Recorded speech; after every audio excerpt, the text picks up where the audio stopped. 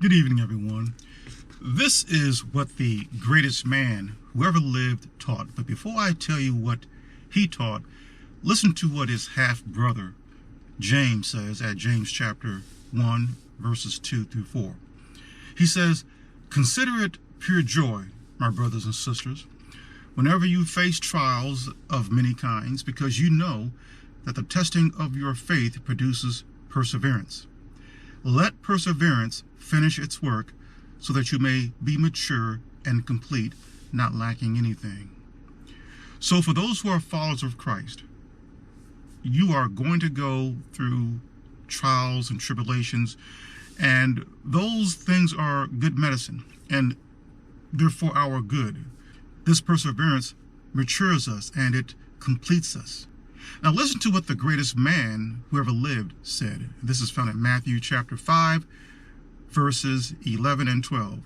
He says, "Blessed are you when people insult you, persecute you, and falsely say all kinds of evil against you because of me.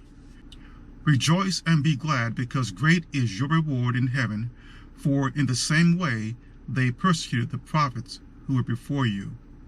Now, this reward in heaven is not going to heaven, but when God's kingdom comes down to the earth, that we enter God's heavenly kingdom when it comes down. So here, the greatest man who ever lived taught, people will insult you. This is inclusive of everyone. That includes the many of you out there who call yourselves Christians. I've been at the brunt end of insults, especially as of late, but I consider all that joy. Many of these Christians just don't apply the teachings of Christ to themselves. They just don't listen. They're quick to point fingers at others, but they're not applying what the greatest man who ever lived taught to themselves. I'm going to repeat this scripture, and then this will be the end of this video. Jesus taught, "Blessed are you when people insult you, persecute you, and falsely say all kinds of evil against you because of me. Rejoice and be glad." So that's what I do. I don't let those things get me down. I actually rejoice because I remember this teaching. So that tells me something, because great will be my reward when God's kingdom comes down to the earth from heaven.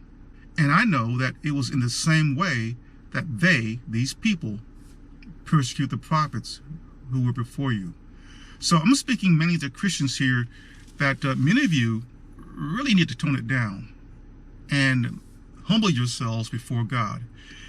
If you find that you have nothing positive to say about others, and it becomes easier for you to insult people that you don't even know, it is better that you not say anything at all. But I know that will go in one ear and out of the other. At the end of the day, I'm going to listen to Christ before any human being. This is R. Jerome Harris, the disciple. Thank you for listening.